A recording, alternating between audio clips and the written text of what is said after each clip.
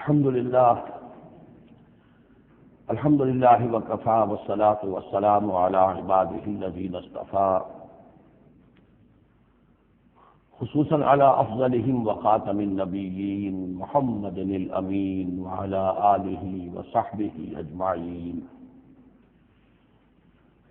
أما بعد فقد قال الله تبارك وتعالى كما ورد في سورة النساء: أعوذ بالله من الشيطان الرجيم بسم الله الرحمن الرحيم. يا أيها الناس اتقوا ربكم الذي خلقكم من نفس واحدة وخلق منها زوجها وبث منهما رجالا كثيرا ونساء واتقوا الله الذي تساءلون به والأرحام إن الله كان عليكم رقيبا. صدق الله العظيم. رب اشرح لي صدري ويسر لي امري واحلل عقدة من لساني يفقهوا قولي. اللهم ربنا الهمنا رشدنا واعذنا من شرور انفسنا. اللهم ارنا الحق حقا وارزقنا اتباعه وارنا الباطل باطلا وارزقنا اجتنابه. اللهم وفقنا لما تحب وترضى. اللهم آنس وحشتنا في قبورنا وارحمنا بالقرآن العظيم. اللهم اجعله لنا إماما ونورا وهدى ورحمة. اللهم ذكرنا منه ما نسينا وعلمنا منه ما جهلنا وارزقنا تلاوته آناء الليل وآناء النهار واجعله لنا حجة يا رب العالمين آمين. آج ہم اللہ کا نام لے کر سورہ نساء کا ترجمہ اور مختصر تشریح شروع کر رہے ہیں.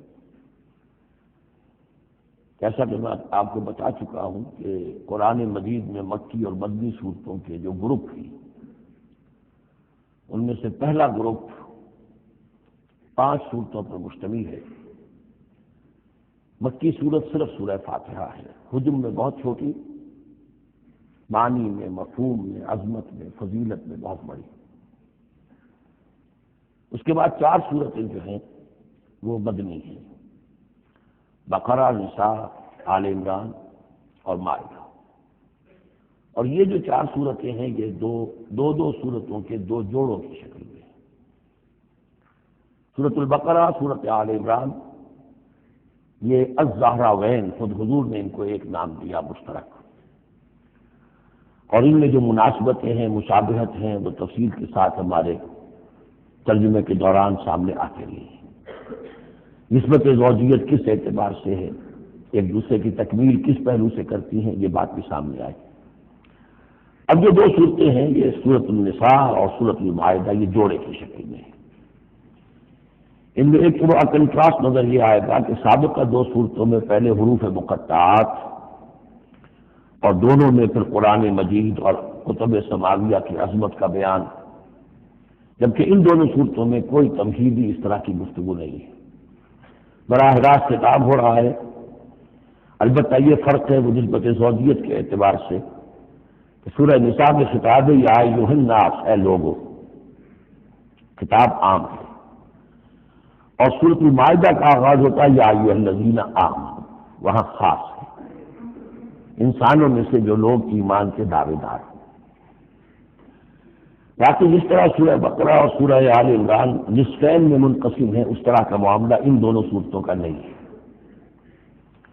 اپنے اسلوب کے اعتبار سے یہ دونوں صورتیں سورہ بقرہ کے نصف ثانی کے مشابہ ہیں، یعنی چند مضامین کی لڑیاں چل رہی ہیں لیکن آپس میں اس طرح بٹی ہوئی ہیں، گتھی ہوئی ہیں رسی کی طرح کہ وہ نظر آئیں گی کٹواں. ایک لڑی لال ہے، ایک پیلی ہے، ایک ہری ہے، ایک نیلی ہے، لیکن جب آپ ان کو بٹ دیتے ہیں تو ایک طرف سے دیکھیں گے تو وہ کٹا پٹا رنگ نظر آئے گا، مسلسل لال نہیں نظر آئے گا، مسلسل پیلا، نہ نیلا نہ ہرا. کھول دیں گے تو معلوم ہوگا کہ واقعتاً ایک علیحدہ لڑی ہے، ایک نیلی ہے، ایک پیلی ہے. تو وہاں تو میں نے سورہ بقرہ میں آپ کو بتایا تھا کہ 4 ڈوریاں ہیں، 2 کا تعلق شریعت سے، شریعت میں 2 لڑیاں ہوئیں، ایک عبادات اور ایک معاملات. 2 کا تعلق ہے جہاد فی سبیل اللہ سے، ایک جہاد بالمال یعنی انفاق فی سبیل اللہ، اور ایک جہاد بالنفس کی آخری شکل یعنی قتال فی سبیل اللہ. یہ چاروں کا تانا بانا سورہ بقرہ کے نصف ثانی میں تھا. یہاں سورہ نساء میں بھی آپ دیکھیں گے کہ 3 لڑیاں ہیں یہاں، اور وہ اسی طرح آپس میں گتھی ہوئی ہیں. نظر آئیں گی کٹواں، لیکن اگر آپ ان سب کو علیحدہ علیحدہ کر لیں تو وہ اپنی جگہ پر ایک علیحدہ مضمون بن جائے گا. لیکن یہاں پر جو خطاب ہے، ایک لڑی تو وہ ہے کہ جس میں خطاب ہے اہل ایمان سے، اور وہ اسی طریقے سے جیسے سورہ بقرہ میں وہی 4 چیزیں اس میں آئیں گی: قتال، انفاق اور احکام شریعت، عبادات.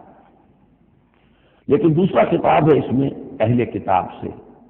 اس میں یہ کہ نصارہ اور یہود دونوں گڈمڈ ہیں، ملے جلے ہیں. اب اہل کتاب کا معاملہ ہے. پہلی 2 صورتوں میں علیحدہ علیحدہ مسئلہ چل رہا تھا. اس میں سب سے بڑا حصہ اس سورہ مبارکہ کا وہ ہے جو منافقین سے خطاب پر مشتمل ہے. لیکن وہ اکثر و بیشتر لوگ وہاں بات سمجھ نہیں پاتے، اس لیے کہ وہاں بھی خطاب ہوتا ہے یا ایھا الذین آمنوا سے. پورے قرآن میں کہیں یا ایھا الذین نافقوا نہیں آیا. یا ایھا الکافرون بھی ہے، یا ایھا الذین کفروا بھی ہے، یا ایھا الذین آمنوا بھی ہے، یا ایھا الذین نافقوا کہیں نہیں. اس لیے کہ منافق بھی قانوناً تو مسلمان ہی ہوتے ہیں. تو اصل میں یہ بڑی گہری نظر کی ضرورت ہے کہ یہ پہچانا جائے کہ یہاں یا ایھا الذین آمنوا مومنین صادقین کی طرف روح سخن ہے یا منافقین کی طرف. اگر یہ فرق نہ کیا جائے تو بڑی غلط فہمی ہو جاتی ہے بعض مقامات پر. مثلا سورہ توبہ کے بعض مقامات ہیں یا ایھا الذین آمنوا ما لکم اذا قیل لکم انفروا فی سبیل اللہ اثاقلتم الی الارض. اے اہل ایمان تمہیں کیا ہو گیا، یا تمہیں کہا جاتا ہے اللہ کی راہ میں نکلو تو تم بوجھل ہو جاتے ہو، زمین میں دھنسے جاتے ہو.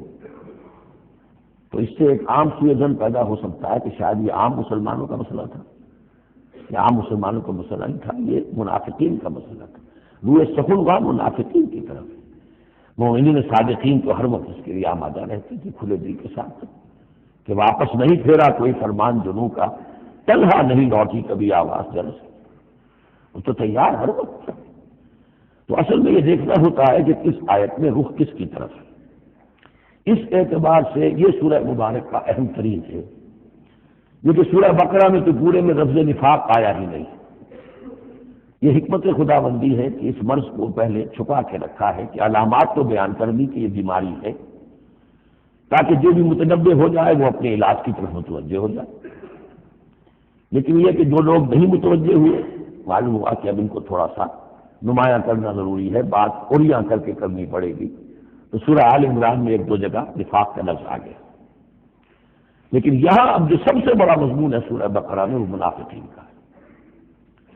یوں سمجھیے کہ 176 جو اس کی آیات ہیں، اس میں سے 55 آیتیں ہیں کہ جن کا جو میرا تجزیہ ہے روح سکون ہے مومنین صادقین کی طرف.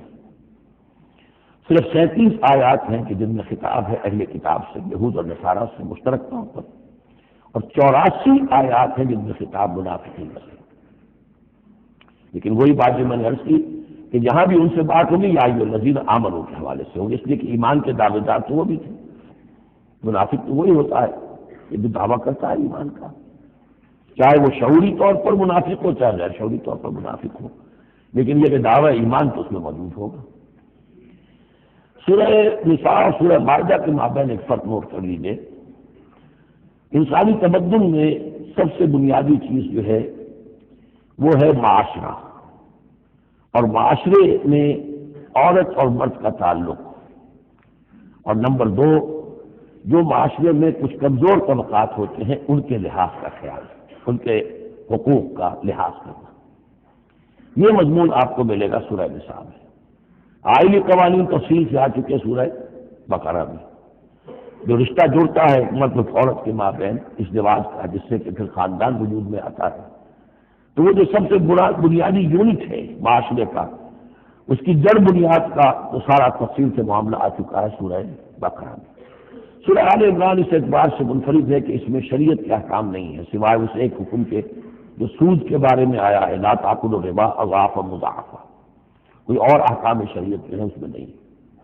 لیکن یہاں اب آپ کو جو تمدن کی معاشرتی سطح کے اوپر خاص طور پر جو دبے ہوئے پسے ہوئے طبقات تھے اس معاشرے میں، ان کی ایمینسیپیشن، ان کو اوپر اٹھانا، ان کے حقوق کی طرف متوجہ کرنا، یہ آپ کو نظر آئے گا۔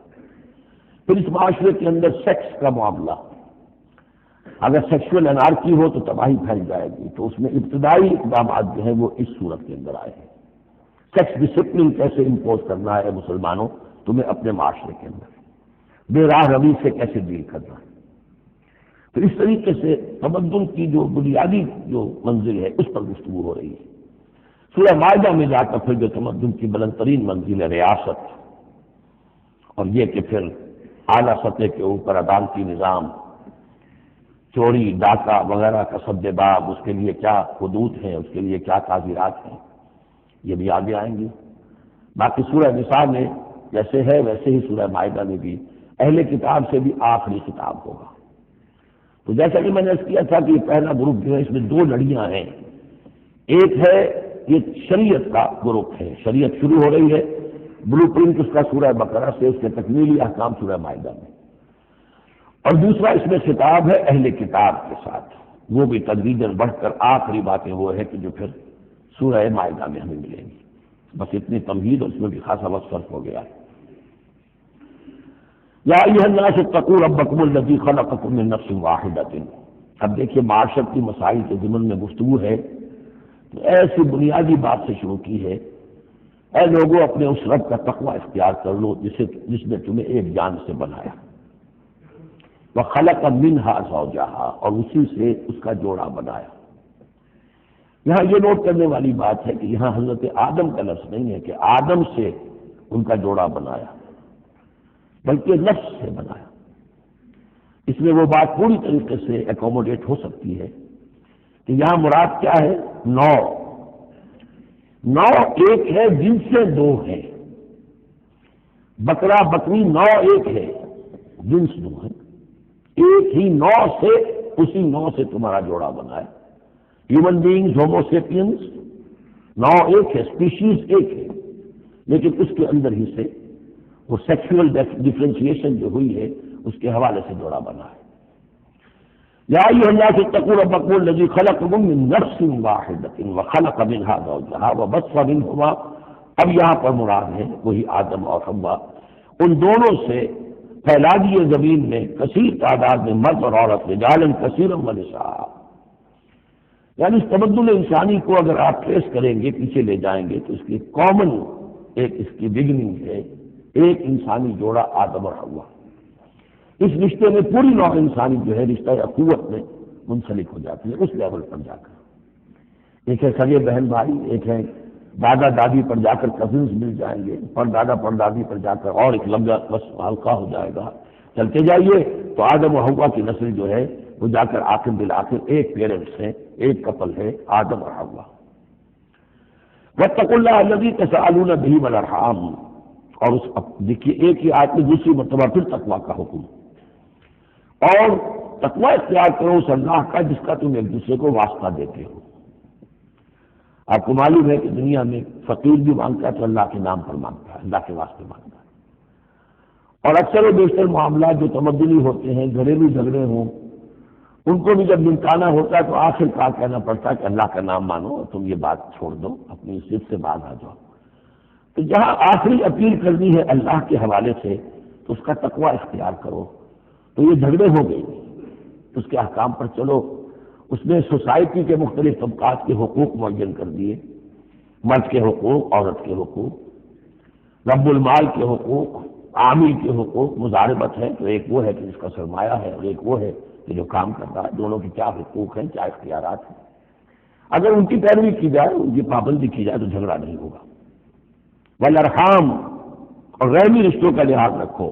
یہ وہ رحمی رشتہ ہے جیسا کہ میں نے بتایا، والدہ پر جا کر بہن بھائی ایک ہو گئے، دادی پر جا کر ایک اور بڑی تعداد میں ایک ہو گئے، یہ رحمی رشتے ہیں۔ لیکن انہی رحمی رشتوں کو پھیلاتے چلے جائیے تو کل بنی آدم، اور جتنے بھی بنات حوا ہے وہ سب ایک ہی نسل سے، ایک ہی باپ اور ایک ہی ماں کی اولاد ہے۔ ان اللہ کان علیکم رقیبا، یقیناً اللہ تعالیٰ تم پر نگران ہے۔ یہ تقویٰ کی روح ہے۔ اگر یہ خیال رہے کہ میں کسی کی نگاہ میں ہوں، کوئی مجھے دیکھ رہا ہے، میرا ہر عمل اس کی نگاہ میں ہے، چھپا ہوا نہیں ہے، چاہے میں نے سب دروازے بند کر دیے، کھڑکیاں بند کر دی اور پردے لگا دیے، سب کچھ ہو گیا، لیکن ایک آنکھ سے میں نہیں چھپ سکتا۔ ان اللہ کان علیکم رقیبا، اگر یہ مستحضر رہے تو پھر تقویٰ ہوگا، پھر اللہ کے حکم کی پابندی کی جائے گی۔ اب دیکھیے یہ حکمت نبوت ہے صلی اللہ علیہ وسلم، اس آیت کو حضور نے خطبہ نکاح میں شامل کیا، کیونکہ نکاح کا موقع کیا ہوتا ہے کہ ایک مرد ایک عورت کے درمیان پھر وہی رشتہ ازدواج قائم ہو رہا ہے، آدم کا ایک بیٹا، حوا کی ایک بیٹی، پھر اسی رشتے میں منسلک ہو رہے ہیں جس میں کہ آدم اور حوا تھے، جس طرح ان سے نسل پھیلی ہے اب ان سے آگے نسل بڑھے گی۔ لیکن یہ کہ پورے معاشرتی معاملے میں، خاندانی معاملات میں، آئلی معاملات میں، جیسے سورہ بقرہ میں ہم نے دیکھا کتنی مرتبہ واتقوا اللہ واتقوا اللہ واتقوا اللہ، تقویٰ نہیں ہوگا تو پھر خالی قانون جو ہے اس کے اندر وہ تاثیر نہیں ہوا کرتی۔ قانون کو تو تختہ مشقی بنایا جا سکتا ہے، ولا تتخذوا آیات اللہ ہزوا، اللہ کی آیات کا ٹھٹائی نہ بنا دو، یہ قانون کا تقاضا تو پورا ہو رہا ہے لیکن اس کی جو روح ہے وہ بالکل ختم ہو جاتی ہے۔ وآتوا الیتامی اموالہم، اور وہ جو دبے ہوئے طبقات ہیں ان میں سے یتیم ایک اہم طبقہ تھا، ان کے کوئی حقوق نہیں تھے، مال ان کے ہڑپ کر لیے جاتے تھے، کمزور تھے۔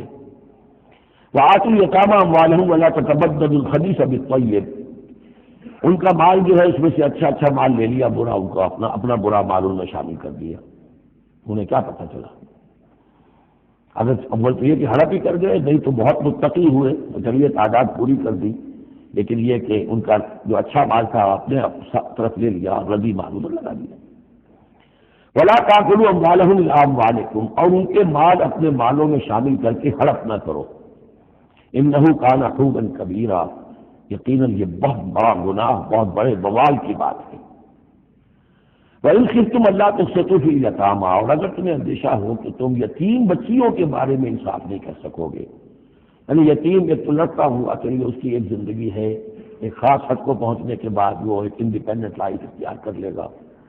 یتیم لڑکی کا معاملہ یہ ہوتا تھا کہ وہ یہ کہ کوئی ولی ہے، اس سے انہیں نکاح بھی کر لیا لڑکی سے تاکہ اس کا مال بھی قبضے میں آ جائے، اور چونکہ یتیم ہے اس کے پیچھے اس کے حقوق کی نگہداشت کرنے والا کوئی ہے ہی نہیں۔ اگر ماں باپ ہوں تو ظاہر بات ہے کہ پھر وہ بچی کے حقوق کے بارے میں بھی تو کچھ بات کر سکیں، لہذا جس طرح چاہیں اس پر ظلم کریں، ان کا کوئی پرسان حال نہیں۔ تو اس میں خاص طور پر کہ یتیم ایک تو ہے لڑکا اور ایک لڑکی یتیم۔ وآتوا الیتامی، اسے منکرین سنت نے، منکرین حدیث نے اس آیت کو مختلف طریقے سے وہ تعبیر کیا ہے، لیکن وہ میں یہاں سے بیان نہیں کر سکتا۔ جو مفہوم میں صحیح سمجھتا ہوں، جو سلف سے چلا آ رہا ہے، جو حضرت عائشہ صدیقہ رضی اللہ تعالیٰ عنہا سے مروی ہے، میں وہی بات بیان کر رہا ہوں۔ یہاں جو ہے دوسری آیت میں، یہ تیسری آیت میں وہ یتامہ سے مراد ہے یتیم بچیاں، یتیم خواتین۔ وَإِنْ خِفْتُمْ أَلَّا تُقْسِطُوا فِي الْيَتَامَىٰ فَانكِحُوا مَا طَابَ لَكُم مِّنَ النِّسَاءِ مَثْنَىٰ وَثُلَاثَ وَرُبَاعَ، تو پھر یہ ہے کہ تم ان یتیم بچیوں سے نکاح مت کرو، اور تمہیں جو پسند ہو، اگر ضرورت ہے دو دو تین تین چار کی حد تک تمہیں اجازت ہے، نکاح کر سکتے ہو۔ تعدد ازدواج کی یہی آیت قرآن مجید میں، لیکن یتیم بچیوں کے تم ولی بن کر کہیں اور ان کی شادی کرو تاکہ ان کے حقوق کے لیے پاسبان بن کر تم کھڑے ہو سکو، ورنہ یہ کہ تم نے انہیں اپنے گھروں میں ڈال دیا تو پھر ان کے حقوق کا کون ہوگا جو باز پرس کر سکے تم سے۔ فَإِنْ خِفْتُمْ أَلَّا تَعْدِلُوا، البتہ یہ جو ہم نے آزادی دی ہے دو دو تین تین چار، اس کی ایک شرط ہے، اور وہ یہ کہ اگر دو شادیاں ہیں، تین ہیں، چار ہیں تو عدل ہو۔ وَإِنْ خِفْتُمْ أَلَّا تَعْدِلُوا، اگر تم ان میں برابری نہ کر سکو، یہ اندیشہ ہو، فَوَاحِدَةً، تو پھر ایک ہی شادی کرو، ایک ہی بیوی، اس سے زائد نہیں۔ او ما ملکت ایمانکم، اور دوسرا کھاتا یہ ہے یا جو تمہاری ملک یمین ہو، جو لونڈیاں ہوں، جو جنگوں میں غزوات میں جو بھی آتی تھی، وہ ایک علیحدہ معاملہ ہے، ان کی تعداد کے اوپر کوئی تعین نہیں ہے، لیکن پھر شادی ایک ہوگی۔ اگرچہ اس میں آگے چل کر بات آ جائے گی کہ اس انصاف میں قلبی رجحان اور میلان شامل نہیں ہے، جو چیز گنتی کی ہو سکتی ہے، ٹائم کتنا گزار رہے ہو، کس بیوی کے پاس کتنا، سب اس میں مساوات ہونی چاہیے۔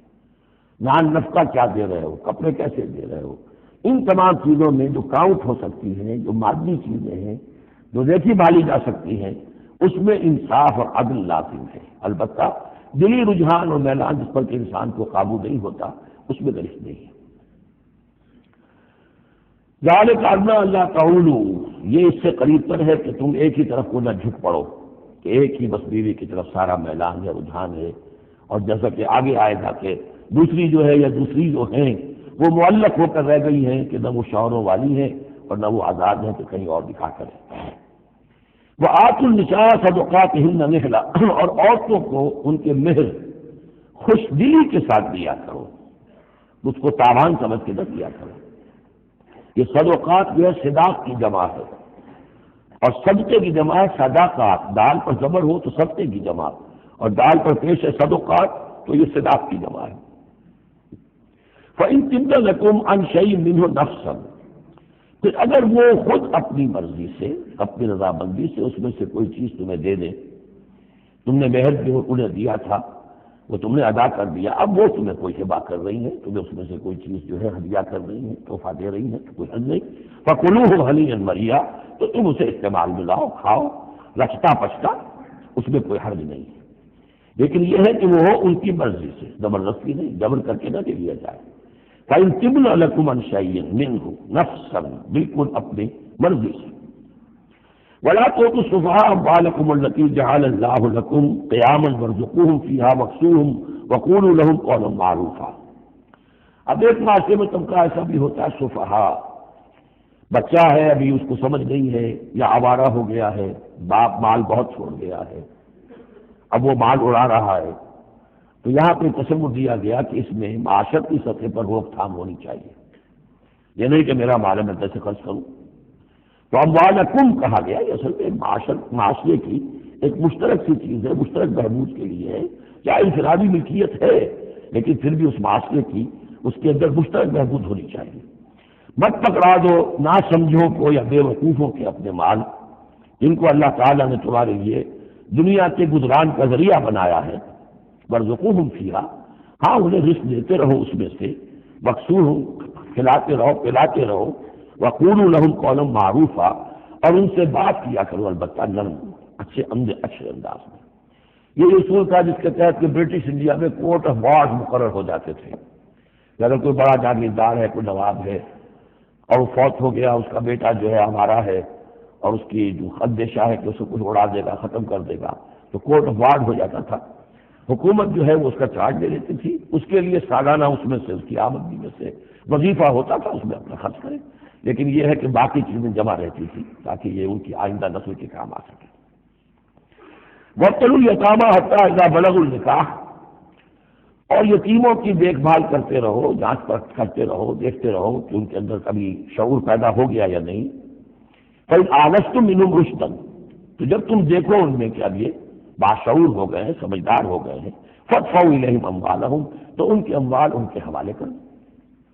ولا تاكلوها اسرافا وبدارا ان يكبروا، اور دیکھو اس مال کو کھانے کی کوشش نہ کرو، ہڑپ نہ کرو جلدی سے، کہ ایسا نہ ہو کہ بچے جوان ہو جائیں تو یہ مال تو دے ہی دینا ہے میں نے، تو اس سے پہلے جتنا بھی اس کو میں کھا جاؤں کھا لوں. ومن كان غنيا فليستعفف، اگر کوئی جو ولی ہے یتیم کا وہ غنی ہے، اللہ نے اسے خود دے رکھا ہے، کشائش ہے اس کے پاس، تو پھر اسے یتیم کے مال میں سے کچھ بھی لینے کا حق نہیں ہے، پھر اسے یتیم کے مال سے بچتے رہنا چاہیے. ومن كان فقيرا، اور اگر کوئی خود تندرست ہے، محتاج ہے، اب ظاہر بات ہے وہ یتیم کی کوئی نگہداشت بھی کر رہا ہے، اس کا کچھ وقت بھی اس میں صرف ہو رہا ہے، تو فلیأکل بالمعروف، تو معروف طریقے سے بھلے انداز میں، جو کہ معقول انداز ہو، اس میں سے اگر وہ یتیم کے مال میں سے کچھ کھا بھی لے تو کوئی حرج نہیں. اسلام کی تعلیم بڑی فطری ہے، اس کے اندر وہ بندشیں نہیں ہے کہ جو ان نیچرل ہوں، جن پر عمل کرنا ناممکن ہو جائے. فَإِذَا دَفَعْتُمْ إِلَيْهِمْ أَمْوَالَهُمْ، اور جب تم ان کے مال ان کے حوالے کر دو، فَأَشْهِدُوا عَلَيْهِمْ، تو گواہ بنا لو کہ یہ چیزیں تھیں جو آج کی تاریخ میں میری تحویل میں تھی، آج تک میں نے ان کے حوالے کر دی. وَكَفَىٰ بِاللَّهِ حَسِيبًا، باقی اللہ تعالیٰ کافی ہے حساب لینے کے لیے. یہ دنیا کا معاملہ ہے، اس کے لیے لکھت پڑھت شہادت، باقی اصل حساب تو تمہیں اللہ کے ہاں جا کے دینا ہے. للرجال نصیب مما ترک الوالدان والاقربون، مردوں کے لیے بھی حصہ ہے اس میں سے کہ جو ترکہ چھوڑا ہو، جو وراثت چھوڑی ہو والدین نے اور رشتہ داروں نے. وللنساء نصیب مما ترک الوالدان والاقربون، اور عورتوں کا بھی حصہ ہے اس میں سے جو والدین کی وراثت ہے جو انہوں نے ترک کیا ہے ان کا ترکہ ہے اور رشتہ داروں کا. یہاں پہلی مرتبہ عورت کو وراثت کا حق دیا جاتا ہے، ورنہ عرب کے معاشرے میں عورت کا کوئی حق وراثت نہیں تھا. یہاں پہ فرمایا گیا کہ مما قل منہ او کثر، چاہے وہ وراثت تھوڑی ہو چاہے زیادہ ہو، قانون جو ہے اللہ کا اس کو اس کے اوپر پورے طور سے نافذ ہونا چاہیے. نصیبا مفروضہ، اور یہ حصہ ہے اللہ کی طرف سے فرض کیا گیا. اب میں آپ کو نوٹ کراؤں گا کتنی مرتبہ یہ تاکید ہو رہی ہے اس قانون وراثت کی، اور آپ اگر ساتھ ہی دیکھتے رہیں کہ کتنی دجیاں اس کی بکھرتی ہیں ہمارے معاشرے کے اندر، کوئی ان کا لحاظ نہیں. اور بڑا جو ہمارا خاص طور پر ایک علاقہ ہے کہ جہاں ویسے نماز روزہ بہت ہوتا ہے، وہ بیٹیوں کو کوئی وراثت میں کوئی حصہ دینے کے لیے وہ کسی صورت تیار نہیں ہوتے. شریعت کی کچھ چیزیں جو ہیں وہ بہت اہم ہیں، اور شریعت کی یہ چیزیں جو ہے کس قدر تاکید کے ساتھ آ رہی ہیں، یہ کہتے ہیں یہ رواج کے تحت ہوگا. وَإِذَا حَضَرَ الْقِسْمَةَ أُولُو الْقُرْبَىٰ، اور جب وراثت کی ترکے کی تقسیم ہو رہی ہو تو اب اگر وہاں کچھ قرابت دار بھی آ جائیں، والیتامى یتیم بھی آ جائیں، والمساکین کچھ محتاج بھی آ جائیں، فارزقوہم منہ وقولوا لہم قولا معروفا، تو انہیں بھی کچھ دے دلا دو اس میں سے، کیونکہ اس وقت دیکھ رہے ہیں تقسیم ہو رہی ہے، وہ بالکل محتاج ہیں، تو احساس محرومیت جو ہے اس کو کسی نہ کسی درجے میں جو بھی اس کے اندر کچھ ان کی مداوع ہو سکتا ہو کرو. وقولوا لہم قولا معروفا، ان سے بات کرو تو بڑے اچھے انداز میں، جھڑکو نہیں کہ ہماری وراثت تقسیم ہو رہی تم کون آ گئے یہاں پہ. وَلْيَخْشَ الَّذِينَ لَوْ تَرَكُوا مِنْ خَلْفِهِمْ، ڈرتے رہنا چاہیے ان لوگوں کو کہ اگر انہوں نے بھی چھوڑے ہوتے اپنے پیچھے ذریۃً ضعافاً، چھوٹے بچے اپنی نسل چھوڑ کر اگر وہ گئے ہوتے اور یتیم بچے ہوتے ان کے، خافوا علیہم، تو کیسے کیسے اندیشے ہونے ہوتے اپنے ان بچوں کے بارے میں. فلیتقوا اللہ، تو انہیں چاہیے کہ اللہ کا تقوی اختیار کریں. یہ یتیم جو اس وقت آ گئے یہ بھی کسی کے بچے ہیں، کوئی ان کا بھی باپ تھا، ان کے سر پر ہاتھ رکھو. وَلْيَقُولُوا قَوْلًا سَدِيدًا، اور بڑی صاف اور ستھری اور صحیح اور حق پر مبنی بات کرو. ان الذين ياكلون اموال اليتامى ظلما، یقیناً وہ لوگ کہ جو یتیموں کا مال ہڑپ کرتے ہیں ناحق، انما ياكلون في بطونهم نارا، وہ اپنے پیٹوں میں بھر رہے ہیں آگ، وسيصلون سعيرا، اندر کی آگ کو اپنے پیٹوں میں ڈال رہے ہیں اور سموچے وہ خود آگ میں ڈال دیے جائیں گے. تو گویا کہ ایک آگ ان کے اندر ہوگی اور ایک جہنم کی آگ ان کے باہر ہوگی. یہ 10 آیتیں بڑی جامع ہیں، اور جس طریقے سے کہ سوسائٹی کے جو پسماندہ طبقات تھے ایک ایک کا خیال کر کے جس باریک بین سے حکمت کے ساتھ احکام دیے جا رہے ہیں. اب اس کے بعد جو رکوع ہے یہ بڑا مختصر ہے، آیتیں 4 ہیں لیکن ایک قیامت مضمر ہے ان میں، یہ اعجاز ہے. 4 آیتوں کے اندر اسلام کا پورا قانون وراثت جس میں پوری جلدیں لکھی گئی ہیں، جامعیت کی انتہا ہے. یوصیکم اللہ فی اولادکم، اللہ تعالیٰ تمہیں وصیت کرتا ہے تمہاری اولاد کے بارے میں. للذکر مثل حظ الانثیین، لڑکے کے لیے حصہ ہے 2 لڑکیوں کے برابر. فإن كن نساء فوق اثنتين فلهن ثلث ما ترك، اور اگر صرف بیٹیاں ہی بیٹیاں ہوں اور 2 یا 2 سے زائد ہوں تو ان کو 2/3 میں حصہ ملے گا. وإن كانت واحدة فلها النصف، اور اگر ایک ہی بیٹی ہے تو اسے آدھا ملے گا. بھائی بات ہے، بیٹا ایک ہی وارث ہوگا تو پورے کا وارث ہو جائے گا. جب بیٹی کا حصہ بیٹے سے آدھا ہے تو اگر ایک ہی بیٹی ہے تو اسے آدھی وراثت ملے گی، آدھی پھر اور لوگوں کو جائے گی، وہ ایک الگ ایسا معاملہ ہے. وَلِأَبَوَيْهِ لِكُلِّ وَاحِدٍ مِّنْهُمَا السُّدُسُ مِمَّا تَرَكَ إِن كَانَ لَهُ وَلَدٌ. اب یہ وراثت میں ایک تو ہے نیچے وراثت بیٹا بیٹی، اور ایک ہے اوپر والد والدین. جب اب وہ بھی زندہ ہے، فوت ہوا ہے کوئی شخص، اس کے والدین یا والد یا والدہ دونوں میں سے کوئی ایک زندہ ہے، ان کا بھی حصہ ہے. وَلِأَبْوَيْهِ لِكُلِّ وَاحِدٍ مِّنْهُمَا، اس کے والدین کے لیے ہر ایک کے لیے ان میں سے چھٹا حصہ ہے اس کے ترکے میں سے مما ترک ان کان لہو ولد، اگر اس کی اولاد ہے. ایک شخص لاولد مر گیا ہے اور بات ہوگی، اولاد ہے تو چھٹا یعنی 1/3 حصہ والدین کو چلا گیا، 2/3 جو ہے اولاد میں تقسیم ہوگا. فَإِن لَّمْ يَكُن لَّهُ وَلَدٌ، اور اگر اس کی اولاد ہے ہی نہیں، لاولد فوت ہو رہا ہے، وَوَرِثَهُ أَبَوَاهُ، اور اس کے وارث اس کے والدین ہی ہیں، فَلِأُمِّهِ الثُّلُثُ، تو ماں کو 1/3 اور باپ کو 2/3، وہی مرد کا باپ ماں سے مرد عورت دگنا ہو جائے گا. فَإِن كَانَ لَهُ إِخْوَةٌ، اور اگر اس کے بہن بھائی ہو، فَلِأُمِّهِ الثُّلُثُ مِن بَعْدِ وَصِيَّةٍ يُوصِي بِهَا أَوْ دَيْنٍ، تو پھر ماں کا حصہ جو ہے وہ پھر اور کم ہو جائے گا، چھٹا حصہ رہ جائے گا سلس کی بجائے، تاکہ باپ کی طرف سے تو پھر بھائیوں کو وراثت جا سکے گی اس کے۔ لیکن ساتھ فرما دیا من بعد وصیت یوصی بہا او دین، وراثت کی تقسیم سے پہلے دو کام کر لینے ہوں گے کہ اگر کوئی وصیت کی ہے اس وصیت کو پورا کیا جائے، اگر کوئی دین ہے جو فوت ہوا ہے اس پر کوئی قرض ہے وہ ادا کیا جائے، پھر جو ہے وراثت ادا ہوگی۔ من بعد وصیت یوصی بہا او دین آباؤکم و ابناؤکم لا تدرون ایہم اقرب لکم نفعا، تمہارے باپ یا تمہارے بیٹے تم نہیں جانتے کہ ان میں سے کون تمہارے لیے زیادہ نافع ہے، زیادہ قریب ہے نفع کے اعتبار سے۔ فریضۃ من اللہ، یہ تم اپنی عقلوں کو چھوڑو، اللہ کی طرف سے یہ فرض ہے، فریضۃ من اللہ۔ یعنی آدمی سمجھے میرے بوڑھے والدین ہیں، خام خواہ ان کے لیے حصہ کا کو رکھ دیا ہے، کھا پی چکے زندگی گزار چکے، اب وراثت کو ملنی چاہیے اولاد کو، بیٹا بیٹی کو نہیں، اللہ کا حکم مانو۔ آباؤکم و ابناؤکم لا تدرون ایہم اقرب لکم نفعا فریضۃ من اللہ ان اللہ کان علیما حکیما، یقیناً اللہ تعالیٰ علیم اور حکیم ہے، اس کا کوئی حکم علم اور حکمت سے خالی نہیں ہے۔ وَلَكُمْ نِصْفُ مَا تَرَكَ أَزْوَاجُكُمْ إِن لَّمْ يَكُن لَّهُنَّ وَلَدٌ، اور تمہارا حصہ تمہاری بیویوں کے ترکے میں سے آدھا ہے اگر ان کے کوئی اولاد نہ ہو، بیوی فوت ہو رہی ہے اور اس کے کوئی اولاد نہیں ہے تو جو کچھ چھوڑ رہی ہے اس میں سے نصف جو ہے شوہر کا ہو جائے گا، باقی نصف جو ہے وہ بیوی کے بھائیوں وغیرہ کو جائے گا، یعنی شوہر کا نصف ہو گیا۔ فَإِن كَانَ لَهُنَّ وَلَدٌ، اور اگر اس کی اولاد ہے فَلَكُمُ الرُّبُعُ مِمَّا تَرَكْنَ، پھر تمہارے لیے چوتھائی حصہ ہوگا اس میں یہ جو اس نے چھوڑا ہے، باقی تین چوتھائی اس کی اولاد میں تقسیم ہو جائے گا۔ من بعد وصیت یوصین بہا او دین، اور یہ بھی ہوگا وصیت کی ایگزیکیوشن کے بعد، اور اگر کوئی قرض ہے تو اس کی ادائیگی کے بعد۔ وَلَهُنَّ الرُّبُعُ مِمَّا تَرَكْتُمْ، اور جو کچھ تم چھوڑو، مرد شوہر فوت ہو گیا ہے تو اس کی وراثت میں سے بیویوں کا حصہ ہے چوتھا، ان لم یکن لکم ولد، اگر تمہارے کو اولاد نہیں ہے۔ فإن كان لكم ولد، اور اگر تمہارے اولاد ہے فلهن الثمن مما تركتم من بعد وصیت توصون بها او دین، تو پھر ان کے لیے 8واں حصہ ہے۔ اگر تمہارے لیے اولاد ہے تو تمہاری بیوی کے لیے پھر 8واں حصہ ہے تمہارے ترکے میں سے، من بعد وصیت توصون بها او دین، اس وصیت کی تکمیل کے بعد جو تم نے کی ہو یا قرض جو تمہارے ذمہ ہو ادا کرنے کے بعد۔ وإن كان رجل يورث كلالة، اور اگر کوئی شخص جس کی وراثت جو ہے تقسیم ہو رہی ہے کلالہ تھا، اور امراتن، یا کوئی عورت بھی کلالہ ہو سکتی ہے۔ یہ کلالہ کون ہوتی ہے؟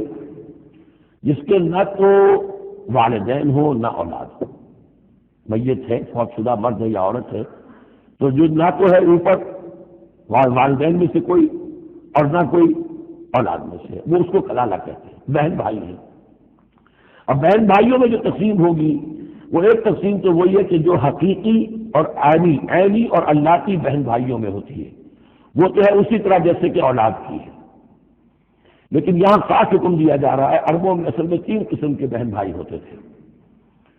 ایک عینی وہ ہے، باپ بھی وہی ہے، مشترک ماں بھی وہی ہے، جنہیں ہم حقیقی کہتے ہیں، ہمارے یہاں حقیقی بھائی، حقیقی بہن، یعنی والدین دونوں مشترک ہیں۔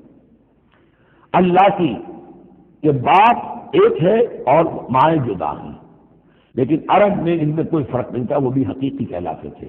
حکم جو ہے معاشرے کے اندر ان کے عینی اور اللتی بہن بھائیوں کا ایک ہی تھا، کوئی فرق نہیں تھا۔ ان کے یہاں سوتیلا وہ کہلاتا تھا کہ ماں ایک ہو باپ اور ہو۔ ایک شخص کی اولاد تھی، وہ فوت ہو گیا، اب اس کی بیوی نے دوسری شادی کر لی ہے، اس سے بھی اولاد ہے، تو ماں تو ایک ہے، اولاد جو 2 ہیں، 2 باپ سے ہیں، وہ کہلاتے ہیں کہ جو اخیاتی ہیں۔ ان کا حکم دے رہا ہے کہ اگر کوئی شخص مرا ہے، وہ کلالہ ہے، چاہے وہ مرد ہے یا عورت ہے، وَلَهُ أَخٌ أَوْ أُخْتٌ، اس کی ایک بہن ہے یا ایک بھائی ہے، فَلِكُلِّ وَاحِدٍ مِّنْهُمَا السُّدُسُ، تو ان میں سے ہر ایک کے لیے 6واں حصہ ہے۔ فَإِن كَانُوا أَكْثَرَ مِنْ ذَلِكَ، اور اگر وہ اس سے زیادہ ہیں، فَهُمْ شُرَكَاءُ فِي الثُّلُثِ، پھر وہ 1/3 میں حصے دار رہیں گے، من بعد وصیت یوصى بها أو دین، یہی 2 شرطیں پھر ہیں، اس وصیت کو ایگزیکیوٹ کرنے کے بعد جو کی گئی ہو یا قرض کی ادائیگی کے بعد، غیر مضار، اور یہ سارا کام ایسے ہونا چاہیے کہ کسی کو ضرر پہنچانے کی نیت نہ ہو۔ وصیۃ من اللہ، یہ اللہ کی طرف سے تاکید ہے واللہ علیم الحکیم، اللہ تعالیٰ سب کچھ جاننے والا، کمال علم والا ہے۔ اس کے علم پر دھوکہ نہ کھاؤ کہ وہ تمہیں پکڑ نہیں رہا ہے، اس کی پکڑ جب آئے گی تو ان بطش ربک لشدید، پھر اس کی پکڑ بڑی سخت ہوگی۔ تلک حدود اللہ، یہ اللہ کے حدود ہیں۔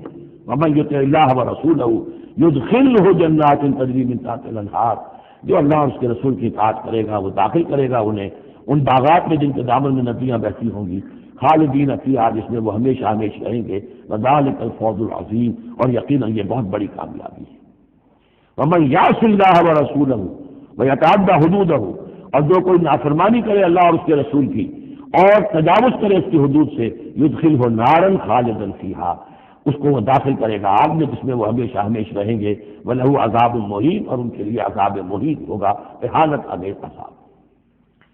اب جو میں نے عرض کیا تھا سیکس ڈسپلن، اسلامی معاشرے کی تطہیر شروع ہو رہی ہے۔ مکے میں تو ظاہر بات ہے مسلمان جب تک تھے تو غلبہ وہاں کفار کا تھا، اب یہاں مدینے میں اللہ نے مسلمانوں کو حیثیت دی ہے کہ اپنے معاملات کو سنوارنا شروع کریں، تو ایک ایک کر کے ان معاشرتی چیزوں کو اور ان سوشل پرابلمس کو ڈیل کیا جا رہا ہے۔ اب اگر کوئی سیکشول انارکی ہے، کوئی بدکاری معاشرے میں ہے، کیا کیا جائے، کیسے روک تھام ہو، اس کے ابتدائی احکام یہ آ رہے ہیں۔ اس کے تکمیلی احکام جو ہے وہ سورہ نور میں آئیں گے، یہ تدریجاً، یہ سورہ نساء، پھر ہے سورہ نور احزاب، پھر ہے سورہ نور، اور پھر ہے سورہ مائدہ۔ اب اللہ تعالیٰ کی حکمت یہ ہوئی کہ سورہ نور اور سورہ احزاب کو کافی دور آگے رکھا ہے مصحف نے، اور یہاں پر سورہ نساء کے بعد سورہ مائدہ آ گئی ہے، ورنہ سورہ نساء، پھر سورہ احزاب، پھر سورہ نور، اور پھر سورہ مائدہ ہے، ترتیب یہ ہے۔ باقی اور بھی مدنی صورتیں درمیان میں ہیں، لیکن یہ چار بڑی بڑی صورتیں جو ہیں جن میں معاشرتی مسائل جو ہیں وہ تفصیل سے آئے ہیں، ان کی ترتیب یہ ہے۔ واللاتی یاتین الفاحشۃ من نسائکم، اور وہ عورتیں تمہاری عورتوں میں سے جو کوئی کسی بے حیائی کا ارتکاب کریں، فاستشہدوا علیہن اربعۃ منکم، تو پھر گواہ بناؤ، گواہ لاؤ ان پر تم میں سے چار۔ اگر وہ گواہی دیں فإن شہدوا، اگر گواہی دیں کہ ہاں اس عورت نے بدکاری کی ہے، فامسکوہن فی البیوت، تو پھر ان عورتوں کو گھروں میں بند کر دو، حتی یتوفاہن الموت، یہاں تک کہ موت ان کو لے جائے، یتوفاہن الموت، موت ان کو لے جائے، موت ان کا قصہ پاک کرے، اور یجعل اللہ لہن سبیلا، یا اللہ ان کے لیے کوئی اور راستہ نکال دے۔ وہ راستہ نکالنا ہے جو سزا کی پھر بعد میں نصاب آ گیا کہ اگر اس کو پھر سزا دے دی جائے، حد جاری کر دی جائے تو پھر آزاد ہو جائے گی، لیکن ابھی ابتدائی حکم ہے۔ یہاں معلوم ہوتا ہے کہ یہ ایسی لڑکیوں کا یا عورتوں کا تذکرہ ہے کہ جو مسلمانوں میں سے تھیں لیکن ان کا بدکاری کا معاملہ کسی یہودی سے ہو گیا ہو یا کسی ایسے شخص سے ہو گیا جو ابھی مسلمان نہیں ہے، تو یہ ان کا یک طرفہ کہ ہے وہ کوئی مسلمان لڑکی یا خاتون جس کا معاملہ ہے، لیکن دوسرا جو پہلو ہے، دوسرا جو اس عمل کا جو شریک ہے وہ غیر مسلم ہے۔ واللذین یاتیانہا منکم، اور اگر وہ دونوں تمہیں میں سے ہو، مرد بھی اور عورت بھی، فآذوہما، تو ان دونوں کو پھر اذیت دو، تکلیف دو، انہیں سزا دو۔ فإن تابا واصلحا، پھر اگر وہ توبہ کر لیں اور اصلاح کر لیں، فأعرضوا عنہما، تو ان کو چھوڑ دو۔ ان اللہ کان توابا رحیما، یقیناً اللہ تعالیٰ بہت توبہ کا قبول فرمانے والا اور رحیم ہے۔ یہ بالکل ابتدائی احکام ہیں، اسی لیے ان کی وضاحت میں، تفسیروں میں آپ کو بہت سے اقوال مل جائیں گے، اس لیے کہ اصل میں تو یہ پھر آخر میں جا کر یہ سب منسوخ شمار ہوں گے جبکہ حدود آ گئی پوری کی پوری، جیسے کہ وصیت کا وہ حکم جو سورہ بقرہ میں آیا تھا وہ اب ساقط ہو گیا جبکہ قانون وراثت آ گیا۔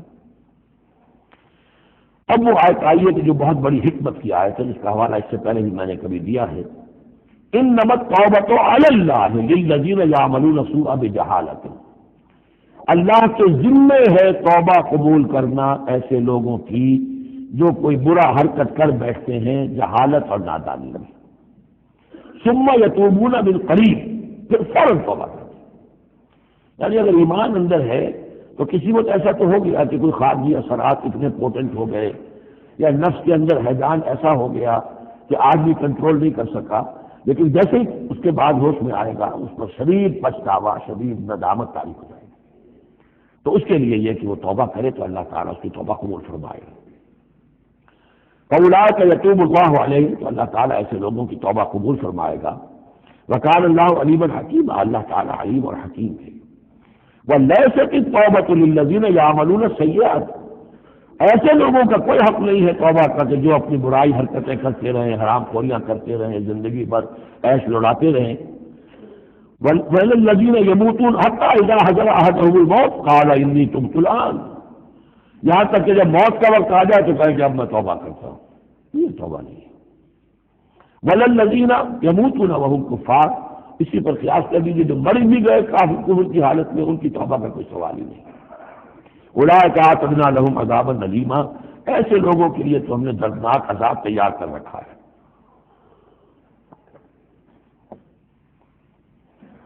یا ایھا الذین آمنوا لا یحل لکم ان ترثوا النساء کرہا، اہل ایمان تمہارے لیے جائز نہیں ہے کہ تم عورتوں کو زبردستی وراثت میں لے لو۔ یہ بھی اس عورتوں کے طبقے پر جو شدید ظلم ہوتا تھا، کیونکہ پالیگمی عام تھی، ایک شخص ہے فوت ہوا ہے، 4 ہیں 5 بیویاں ہیں، اب فرض کیجئے کہ جو بیٹا ہے بڑا جو وارث بن گیا ہے، اب باقی اس کی حقیقی ماں تو ایک ہی ہے، باقی سوتیلی مائیں وہ ان کو وراثت میں لے لیتا تھا کہ میرے قبضے میں رہیں گی، بلکہ ان سے شادیاں بھی کر لیتے تھے، بغیر شادی اپنے گھروں میں ڈالے رکھتے تھے، یا پھر یہ کہ اختیار اپنے ہاتھ میں رکھ کر ان کی شادی کہیں کرتے تھے تو خود مہر لیتے تھے، اس طرح کے معاملات کرتے تھے، عورتوں کے ساتھ یہ ظلم ہوتے تھے۔ یا ایھا الذین آمنوا لا یحل لکم ان ترثوا النساء کرہا، اہل ایمان تمہارے لیے جائز نہیں ہے کہ تم عورتوں کے وارث بن بیٹھو زبردستی۔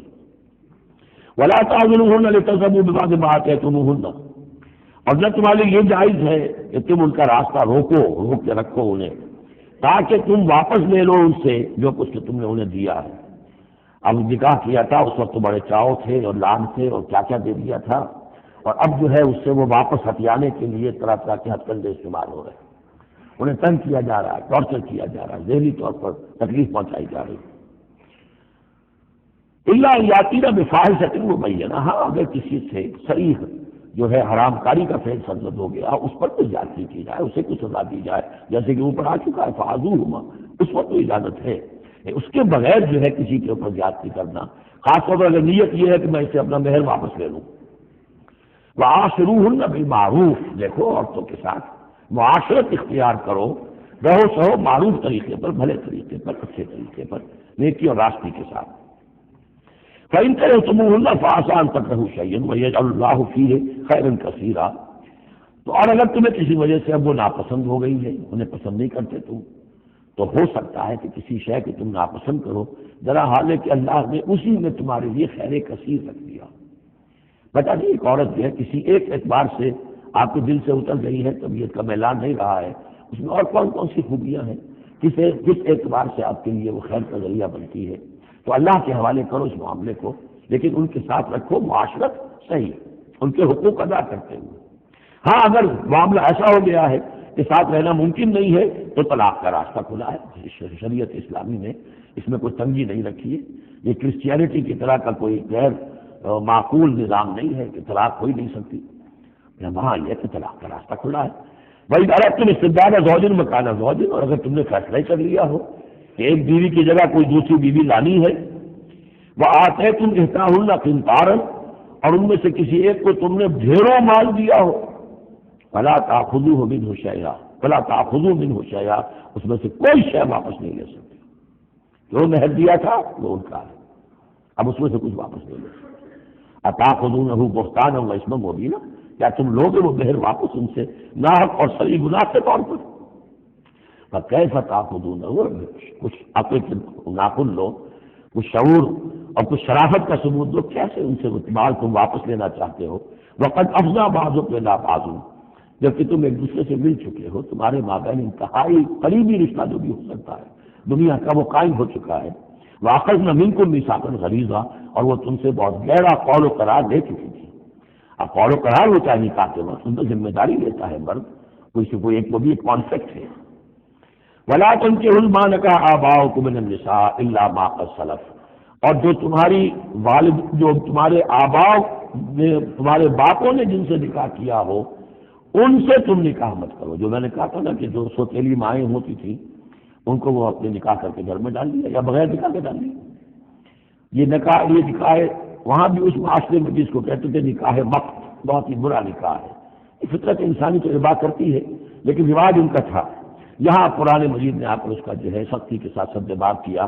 وَلَا تَنكِحُوا مَا نَكَحَ آبَاؤُكُمْ، جن عورتوں سے نکاح کیا ہو تمہارے باپوں نے ان سے نکاح نہ کرو، من النساء الا ما قد سلف، سوائے اس کے کہ جو ہو چکا، انه کان فاحشۃ ومقتا، یقیناً یہ بڑی بے حیائی کی بات ہے اور اللہ تعالیٰ کے غضب کو بھڑکانے والی ہے، وساء سبیلا، اور بہت ہی برا راستہ ہے۔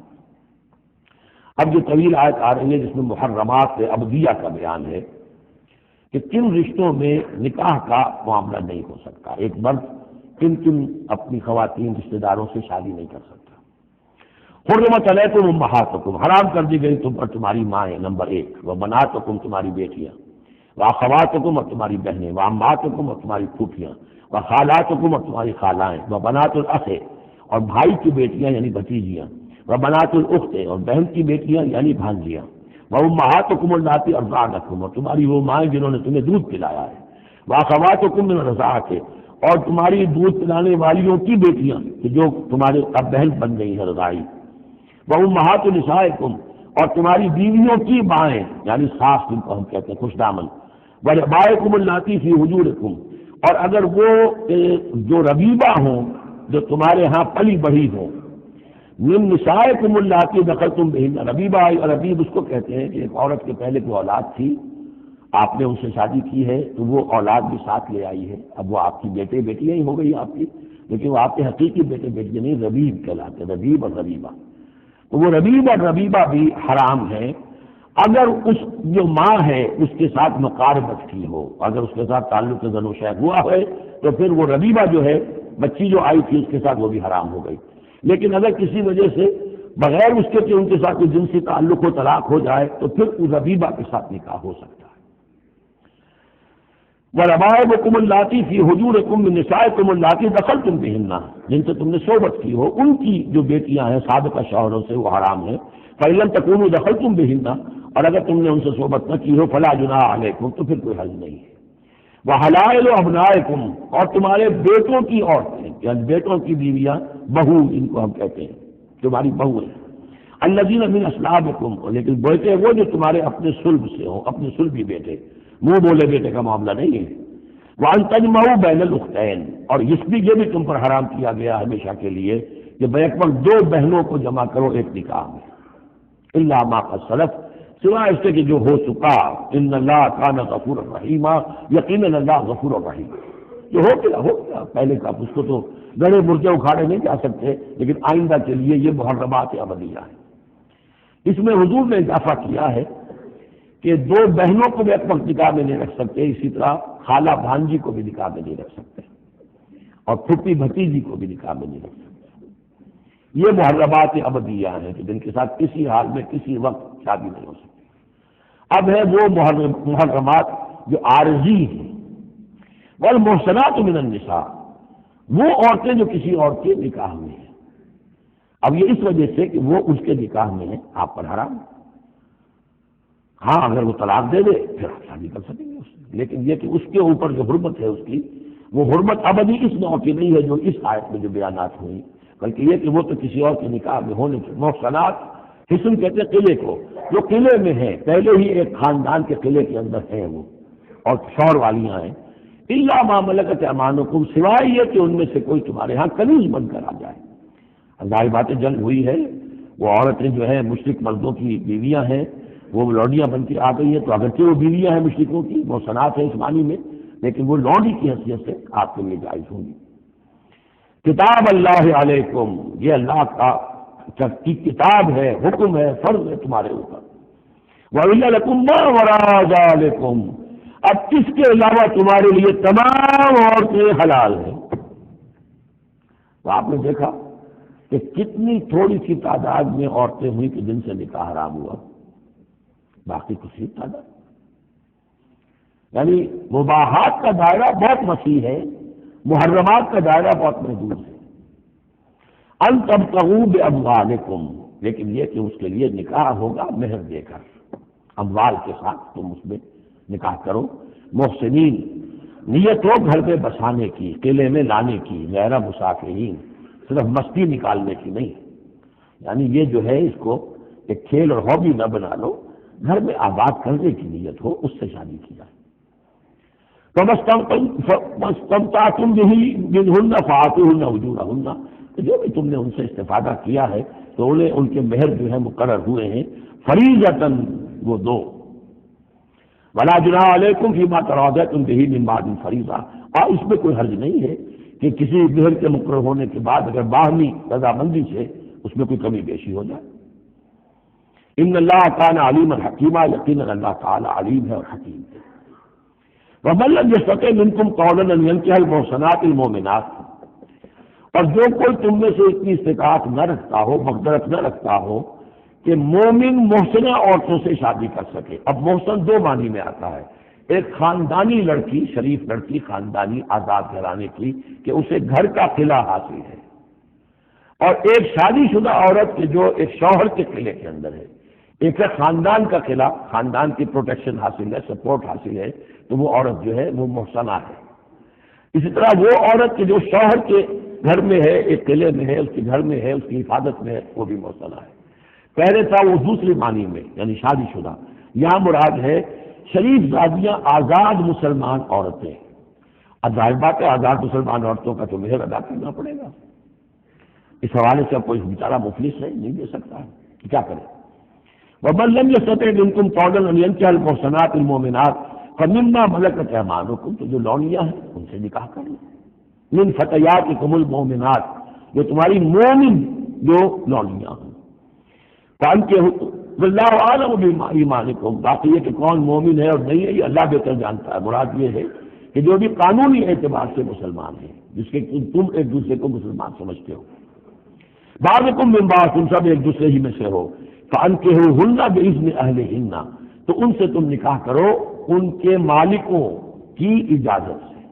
اب ظاہر بات ہے وہ لونڈی ہے زید کی، تو زید اس سے جنسی تعلق قائم کر سکتا ہے، لیکن یہاں اب ایک شخص اس سے اجازت دے رہا ہے کہ میں آپ کی اس لونڈی سے نکاح کرنا چاہتا ہوں۔ اگر اجازت دے دی اب زید کا تعلق منقطع ہو جائے گا، اب وہ اس لونڈی اس کی اس اعتبار سے اس کے مقام میں نہیں آ سکتی، بلکہ وہ اب منقوع ہو جائے گی ایک مسلمان کی۔ اس لیے بے اذن اہلہن، اور جو پیش نظر رکھیے کہ ایک معاشرہ تھا، بالفعل یہ شکلیں تھیں، یہ نہیں کہا جا رہا یہ شکلیں پیدا کرو۔ اصل بات کیا ہے کہ جو معاشرہ تھا جس میں کہ قرآن نے اصلاح کا عمل شروع کیا ہے، تو اس میں کیا کیا صورتحال تھی، کس کس اعتبار سے اس میں بہتری پیدا کی گئی تدریجاً۔ فَانكِحُوهُنَّ بِإِذْنِ أَهْلِهِنَّ وَآتُوهُنَّ أُجُورَهُنَّ بِالْمَعْرُوفِ، انہیں بھی ان کے جو مہر ہے تھوڑے ہوں گے تو دو معروف طریقے پر دو۔ محصنات غیر مسافرات، ان سے بھی جو تعلق ہے یہ نکاح کا ہوگا تو نیت ہونی چاہیے گھر میں بسانے کی، محض مستی نکالنے کی اور شہوت رانی کی وہ نیت نہ ہو۔ ولا متخذات اخدان، اور نہ ہی کوئی چوری چھپی کی دوستیاں اور یاریاں ہوں، یہ نہیں، کھلم کھلا نکاح ہو، معلوم ہو کہ فلاں کی لونڈی ہے۔ جیسے حضرت سمیہ رضی اللہ تعالی عنہ، یہ ابو جہل کا چچا تھا، ایک شریف انسان تھا، اس کی لونڈی تھی۔ پھر جب یہ یاسر آئے ہیں یمن سے اور آباد ہوئے مکے میں، تو انہوں نے اس کے ابو جہل کے چچا سے اجازت لے کر اور ان کی لونڈی سمیہ سے شادی کی۔ ان سے پھر حضرت عمار ہوئے، عمار ابن یاسر، اور عمار کی والدہ سمیہ رضی اللہ تعالی عنہ، یہ تین کا ایک کنبہ تھا۔ وہ شریف آدمی مر گیا تو پھر ابو جہل جو ہے اس کو اختیار ہو گیا ان پر، اس نے پھر جو پرسیکیوٹ کیا وہ آپ کو معلوم ہے، اس خاندان کو بدترین جو ایذائیں دی گئی ہیں وہ اس خاندان کو دی گئی۔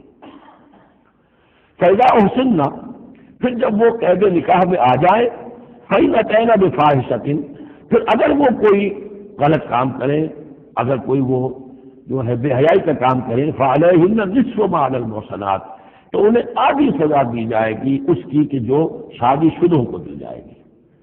اب یہ جو ہے چونکہ ابتدائی احکامات ہیں، ابھی تک تو رجم کا حکم آیا ہی نہیں، ابھی تک 100 کوڑوں کا حکم بھی نہیں آیا ہے، ابھی تو یہ تھا آزوہما، تو کوئی بھی انہوں نے اپنا طریقہ مقرر کر لیا ہے کہ اتنا کچھ ہم ماریں گے، تو اس میں البتہ ذہن میں رکھا جائے کہ اس میں یہ ہے کہ جو یہ لونڈی ہے منکوحہ، اس کو اگر سزا دینی ہے اسی طرح کے جرم کی تو اس کی سزا بھی عادی ہوگی۔ اس لیے کہ ایک شریف خاندان کی عورت جسے پروٹیکشن حاصل ہو اس کا معاملہ اور ہے، اور ایک اس بیچاری غریب اس کا لونڈی کا معاملہ اور ہے۔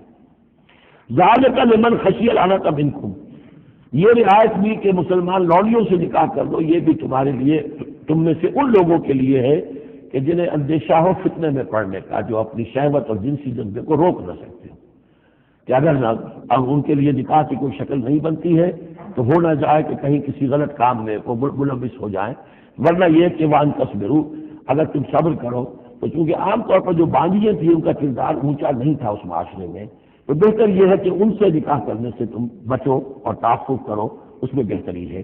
وان تصبروا خیر لکم، اور اگر تم صبر کرو تو یہ تمہارے حق میں بہتر ہے۔ واللہ غفور الرحیم، اللہ غفور الرحیم ہے۔ یرید اللہ لیبین لکم، اب یہ چونکہ کچھ احکام آ رہے ہیں تو ایک فلسفے کی باتیں آ رہی ہیں اب چند۔ بسا اوقات ایسا ہوتا ہے کہ احکام کو انسان اپنے اوپر بوجھ سمجھنے لگتا ہے، یہ کرو یہ نہ کرو، یہ کرو یہ نہ کرو، تو آدمی کی طبیعت ہے، فطرت ہے، یہ بات سے محسوس کرتا ہے۔ بلکہ عیسائی تو میں نے ایک مرتبہ 1970 میں تقریر سنی تھی، کرسمس گزاری تھی لندن میں، تو انہوں نے کہا تھا کہ شریعت لعنت ہے۔ کب ایک انسان کو یہ حرام ہے، یہ حرام ہے، یہ حرام ہے، رک نہیں سکا ہے، اب دل اس کا میلا ہو جائے گا، گلٹی کانشنس ہو جائے گا، گلٹی کانشنس سے اس کے اندر جو ہے وہ نیگیٹو سائیکالوجی ڈیولپ ہونی شروع ہو جائے گی۔ یہ ساری گندگی کہاں سے پیدا ہوئی کہ آپ نے حرام حلال کا فلسفہ چھوڑ، سب حلال کا، چھٹی ہو جائے گی۔ تو ایسے ایسے فلسفے بھی دنیا میں ہیں، اور یہ میں نے تقریر سنی 1970 میں لندن میں کرسمس کے دنوں میں۔ یرید اللہ لیبین لکم، اللہ تعالیٰ چاہتا ہے کہ تمہارے لیے ان چیزوں کو واضح کر دے۔ وَیَہْدِیَکُمْ سُنَنَ الَّذِینَ مِن قَبْلِکُم، اور تمہیں ہدایت دے ان راستوں کی کہ جو تم سے پہلے کے لوگوں کے تھے، وَیَتُوبَ عَلَیکُم، اب اس میں دونوں طرف جائے گا، پہلے کے نیکوکار بھی تھے، پہلوں کے بدکار بھی تھے۔ نیکوکاروں کا راستہ تم اختیار کرو، صراط الذین انعمت علیہم، اور دوسرے راستوں سے تم بچ سکو۔ وَیَتُوبَ علیکم، اللہ چاہتا ہے تمہارے اوپر، تم پر تو عنایت فرمائے۔ واللہ علیم الحکیم، اللہ تعالیٰ سب کچھ جاننے والا، کمال حکمت والا ہے۔ واللہ یرید ان یتوب علیکم، دوبارہ پھر وہی، اللہ چاہتا ہے تم پر مہربانی فرمائے۔ ویرید الذین یتبعون الشہوات، اور وہ لوگ جو شہوات کی پیروی کرتے ہیں وہ چاہتے ہیں ان تمیلوا میلا عظیما، کہ تم تو ایک طرف غلط راستے سے دور تک تمہارا جو ہے رجحان ہو جائے اور ادھر ہی تم بھٹکتے چلے جاؤ۔ آج جو بھی ہے عورت کی آزادی کی بنیاد پر، ایمانسیپیشن کی بنیاد پر، یہ ساری چیزیں جو ہو رہا ہے، ویمن لب ہے، یہ سب کا سب در حقیقت ان حدود اور قیود کو توڑ کر اور سارا یہ جنسی جو ہے انارکی پھیلانے کا کی ایک سازش ہے جو دنیا میں چل رہی ہے۔ یرید اللہ ان یخفف عنکم، تم یہ نہ سمجھو کہ بوجھ ڈال رہا اللہ تم پر، اللہ تم پر تخفیف چاہتا ہے۔ جب تم ان چیزوں پر عمل نہیں کرو گے، معاشرے میں بدگمانیاں پھیلیں گی، فساد ہوگا، گندگیاں ہوں گی، جھگڑے ہوں گے، بدگمانیاں ہوں گی، یہ سارا کچھ ہوگا، تو اللہ تو تمہارے لیے آسانی چاہتا ہے۔ وَخُلِقَ الْإِنسَانُ ضَعِيفًا، اور انسان پیدا کیا گیا ہے کمزور، اس کے اندر کمزوری کے پہلو بھی ہے۔ جہاں بہت اونچا پہلو ہے، روح ربانی پھونکی گئی ہے، وہاں یہ نفس بھی تو اس کے اندر ہے، اور اس کے اندر جو ہے ذوق کے پہلو موجود ہیں۔ یا ایھا الذین آمنوا لا تأکلوا اموالکم بینکم بالباطل، اہل ایمان اپنے مال آپس میں باطل طریقے سے ہڑپ نہ کرو، الا ان تکون تجارۃ عن تراض، سوائے اس کے جو تجارت ہو تراض منکم، تمہاری باہمی رضامندی سے۔ یہ جوتا ہے 200 روپے کا ہے، آپ کو منظور ہے، 200 دیجیے، جوتا لے لیجیے، یہ آپ کی باہمی رضامندی سے سودا ہے، وہ ہو گیا۔ لیکن یہ کہ اس سیدھے سادے اور صحیح اور طریقے پر ایک ظاہر بات ہے، کچھ نہ کچھ تو آپ نے نفع اس میں سے کمایا ہے، آپ نے محنت کی ہے، کہیں سے لائے ہیں، اسٹور کیا ہے، دکان کا کرایہ دیا ہے، لیکن اس کو وہ گرج نہیں کرے گا۔ لیکن جھوٹ بول رہے ہیں، خدا کی قسم کھا رہے ہیں کہ میں نے تو اتنے کا لیا، اب یہ ہو گیا، آپ نے اپنی ساری محنت بھی ضائع کی اور آپ نے حرام کما لیا، اور یا کوئی اور طریقے ہیں، مال ہڑپ کر رہے ہیں، دھوکہ دے رہے ہیں۔ یا ایھا الذین آمنوا لا تأکلوا اموالکم بینکم بالباطل الا ان تکون تجارۃ عن تراض منکم ولا تقتلوا انفسکم، اور نہ اپنے آپ کو قتل کرو، یعنی ایک دوسرے کو قتل کرو۔ تمدن کی جڑ دو چیزوں پر ہے، احترام جان، احترام مال۔ میرے لیے آپ کا مال محترم ہے، آپ کی جان محترم ہے، میں اسے کوئی غضب نہ پہنچاؤں۔ آپ کے لیے میرا مال، میری جان، میرا جسم محترم ہے، اسے کوئی غضب نہ پہنچائے۔ اگر کہ یہ جنٹلمین ایگریمنٹ ہمارا چلتا ہے تب تو ہم ایک معاشرے میں رہ سکتے ہیں، ایک ملک میں رہ سکتے ہیں، اور اس میں اطمینان ہوگا، سکون ہوگا، چین ہوگا۔ اور جہاں یہ دونوں احترام ختم ہو گئے، جان کا نہ مال کا، تو ظاہر بات ہے کہ پھر وہاں سکون کہاں سے آئے گا، اطمینان کہاں سے آئے گا، چین کہاں سے آئے گا۔ وَلَا تَقْتُلُوا أَنفُسَكُمْ إِنَّ اللَّهَ كَانَ بِكُمْ رَحِيمًا، یقیناً اللہ تعالیٰ تم پر بہت ہی مہربان ہے۔ وَمَن يَفْعَلْ ذَلِكَ عُدْوَانًا وَظُلْمًا، اور جو کوئی بھی یہ کام کرے گا، دو کام، چوری اور دھوکہ اور قتل نفس، ظلمن اور عدوان تعدی کے ساتھ، ظلم کے ساتھ، فسوف نصلیہ نارا، تو اسے تو ہم جھونک دیں گے آگ میں، وکان ذلک علی اللہ یسیرا، اور یہ چیز اللہ پر بہت آسان ہے۔ یہ نہ سمجھنا کہ کیا اللہ تعالیٰ تمام نوع انسانی کو جہنم میں جھونک دے گا، یہ اللہ کے لیے بہت آسان ہے۔ بارک اللہ لی و لکم فی القرآن العظیم ونفعنی وإیاکم بالآیات والذکر الحکیم۔